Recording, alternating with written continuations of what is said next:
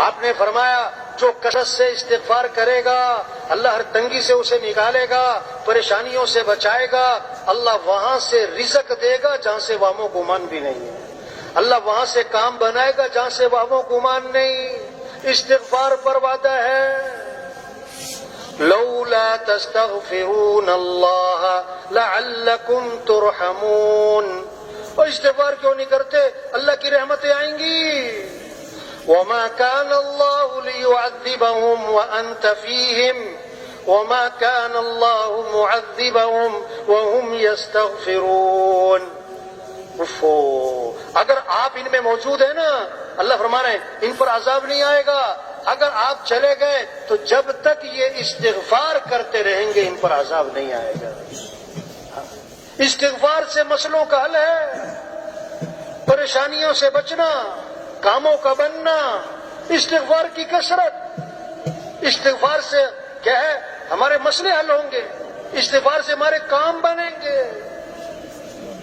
امام احمد بن حنبل رحمۃ اللہ علیہ کے بارے میں آتا ہے کہ اس سفر میں تھے، سفر میں نا رات ہو گئی، مسجد میں نماز پڑھی عشاء کی، ارادہ کیا رات یہاں گزار لوں، انہوں نے کہا بھی مسجد بند کرنی ہے، مسجد سے باہر نکل جاؤ سارے، انہوں نے کہا بھی میں مسافر آدمی ہوں، رات ٹھہرنا ہے، کہ نہیں اجازت نہیں ہے، اپنا تعارف نہیں کروائے۔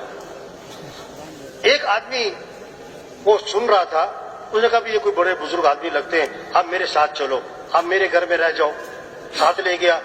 اب وہ آٹا گوند روٹیاں پکاتا تھا، وہ تندور کا کام، آٹا گوند رہا ہے، استغفر اللہ استغفر اللہ، روٹی پکا رہا ہے، استغفر اللہ، لیٹ رہا ہے، استغفر اللہ، اٹھ رہا ہے، استغفر اللہ استغفر اللہ، بڑی استغفار۔ امام صاحب بڑے حیران کہ یہ اتنا استغفار کرتا ہے۔ اس کو پوچھا بھائی تم بڑا استغفار کرتے ہو، کیا فائدہ ہے اس کا؟ انہوں نے کہا جی میرے بڑے مسائل تھے، جب سے میں نے استغفار کی کثرت کی ہے اللہ نے میرے مسئلے حل کر دیے، اور میں جو اللہ سے مانگتا ہوں اللہ میری دعا قبول کر لیتا ہے۔ بس ایک دعا رہ گئی ہے، ایک دعا ابھی تک قبول نہیں ہوئی، باقی میری ساری دعائیں قبول ہو گئی، جو مانگ تو مل جاتا ہے۔ ایک دعا نہیں ہوئی، وہ کون سی دعا ہے جو قبول نہیں ہوئی؟ کہ میں نے ایک نام سنا ہے امام احمد بن حنبل، کوئی بڑے بزرگ آدمی ہیں، میں نے اللہ سے دعا مانگی ہے کہ اللہ میری کبھی ان سے ملاقات تو کروا دے، بس یہ دعا رہ گئی ہے، باقی ساری قبول ہو گئی۔ انہوں نے کہا اللہ کے بندے تیری وہ دعا بھی قبول ہو گئی، میں جو تیرے سامنے بیٹھا ہوں احمد بن حنبل ہی بیٹھا ہوں، اور مجھے لگتا ہے تیرا استغفار ہی مجھے کھینچ کے لایا ادھر۔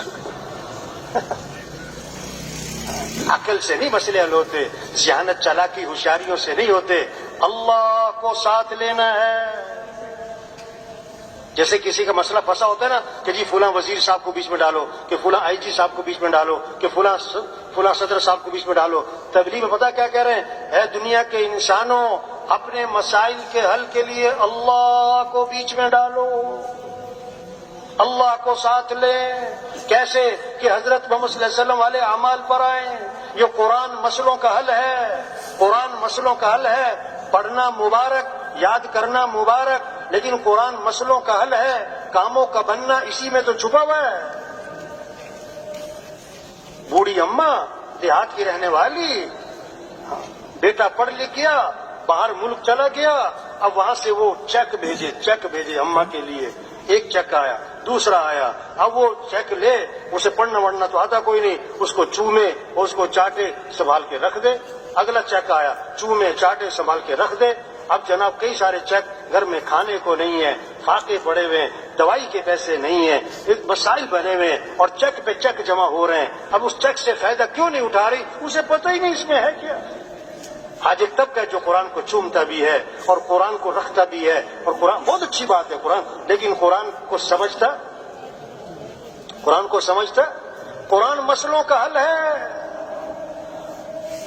بیٹے نے، ابا نے خط لکھا، بیٹا میں واپس آ رہا ہوں سفر سے، اتنے بجے رات کو پہنچوں گا ایئرپورٹ، مجھے ایئرپورٹ سے آ کر لے لینا، رات کا وقت ہوگا، اگر نہ آئے تو بڑا مسئلہ بن جائے گا۔ اب بیٹے کے پاس خط آیا، اس نے اس کو چوما اور اس کو ماتھے سے لگایا اور اس کو پڑھا اور سینے سے لگایا اور سنبھال کے لپیٹ کے رکھ دیا، ایئرپورٹ لینے نہیں گیا۔ اب ابا جی پہنچے، بڑا پریشانی، بڑی مشکل سے گھر پہنچے، بیٹا میرا خط نہیں آیا تھا؟ آیا تھا، پڑھا نہیں تھا؟ پڑھا تھا، میں نے چوما بھی ہے، میں نے تو وہ سنبھال کے رکھا ہوا ہے۔ باپ تھپڑ مارے گا، کہ جو اس میں میں نے کرنے کو کہا تھا وہ تو کیا کوئی نہیں تم نے. قرآن کو یاد کرنا مبارک، قرآن کو چومنا مبارک، قرآن کو پڑھنا مبارک، لیکن بھائی قرآن پر عمل کرنا ہے. اس میں مسئلوں کا حل چھپا ہوا ہے. اس میں کیا چھپا ہوا ہے؟ اللہ وجہ ما اصابکم من مصیبت فبما کسبت ایدیکم، جو بھی تم پر مصیبت آتی ہے قرآن بتا رہا ہے وہ تمہارے کسی گناہ کی وجہ سے ہے. ایک صحابی آئے، عرض کے حضور فلاں آدمی کا مال تھا، سمندر کے کنارے پانی کی لہریں آئیں، سامان بہا کر لے گئیں. آپ نے کیا فرمایا؟ جو مال بھی ضائع ہوتا ہے خشکی میں یا تری میں وہ زکوٰۃ روکنے کی وجہ سے ہوتا ہے. زکوٰۃ نہیں دی ہوگی. قرآن تو مسئلوں کا حل بتا رہا ہے. قرآن کیا بتا رہا ہے؟ مسئلوں کا حل بتا رہا ہے، پریشانیوں کی وجہ بتا رہا ہے. پہلی قوموں پر عذاب کیوں آیا ہے؟ اللہ نے ایک وجہ بتائی ہے. ساری قوموں پر عذاب کی قرآن میں ایک ہی وجہ بتائی ہے، فَكُلًّا أَخَذْنَا بِذَنبِهِ، ہم نے ان سب کو پکڑا ان کے گناہوں کی وجہ سے. ظَهَرَ الْفَسَادُ فِي الْبَرِّ وَالْبَحْرِ بِمَا كَسَبَتْ أَيْدِي النَّاسِ، جو بھی فساد ہے خشکی میں تری میں وہ انسانوں کی بدعملی کی وجہ سے. جب زکوٰۃ نہیں دیں گے اللہ بارشیں روک لے گا. جب بے حیائی عام ہوگی، جب بے حیائی عام ہوگی فحش چیزیں عام ہوں گی، فحش چیزیں عام ہوں گی. اللہ کے نبی نے فرمایا ایسی ایسی بیماریاں پیدا ہوں گی جن بیماریوں کے نام تمہارے بڑوں نے کبھی سنے بھی نہ ہوں. ہاں ایک صحابی آئے، عرض کے حضور رات مجھے بچھو نے ڈس لیا، رات مجھے بچھو نے ڈس لیا. آپ نے کیا فرمایا؟ اگر تم نے یہ دعا پڑھی ہوتی تو بچھو تمہیں نقصان نہ پہنچا سکتا.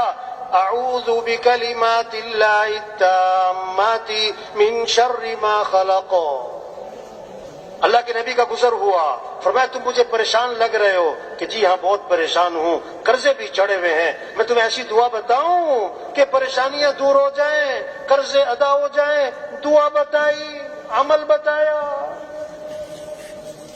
کہ یہ پڑھا کرو، اللہم انی اعوذ بک من الہم والحزن واعوذ بک من العجز والکسل واعوذ بک من الجبن والبخل واعوذ بک من غلبۃ الدین وقہر الرجال. وہ صحابی فرماتے میں یہ دعا پڑھتا رہا، میری پریشانیاں بھی دور ہو گئیں، میرے قرضے بھی ادا ہو گئے. تبلیغ میں یہ محنت ہے بھائی، یہ اجتماع اس لیے، یہ کوئی میلہ نہیں ہے، یہ کوئی صرف برکت کی چیز نہیں ہے.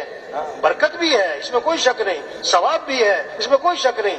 اصل چیز کیا ہے؟ بات کو سمجھنا ہے، بات کو سمجھانا ہے، اپنی زندگی کا رخ صحیح کرنا ہے، اپنی حیثیت کو پہچاننا ہے، اپنی ذمہ داری کو پہچاننا ہے. ہم مسلمان ہیں، ہم اللہ کو ماننے والے ہیں، ہمیں اللہ کی ماننی ہے. ہم حضرت محمد صلی اللہ علیہ وسلم کے امتی ہیں، آپ کے بعد کوئی نبی نہیں ہے. ہمیں کیا کرنا ہے؟ ہمیں دین کی محنت کرنی ہے. دکان بعد میں، دین کا کام پہلے ہے. دفتر بعد میں، دین کا کام پہلے ہے. ہمیں پہلے یہ محنت کرنی ہے اسلام چمک جائے، اسلام چمک جائے، اللہ کا کلمہ بلند ہو جائے. دکانوں کے چمکنے سے مسلمان نہیں چمکے گا، کاروبار کے چمکنے سے مسلمان نہیں چمکے گا، دفتروں کے چمکنے سے مسلمان نہیں چمکے گا. اسلام چمکے گا تو مسلمان بھی چمکے گا. اگر اسلام نہیں چمکتا تو مال کی کثرت، چیزوں کی کثرت، اسباب کی کثرت، اسلحے کی کثرت، اس سے مسلمان کبھی نہیں چمک سکتا ہے.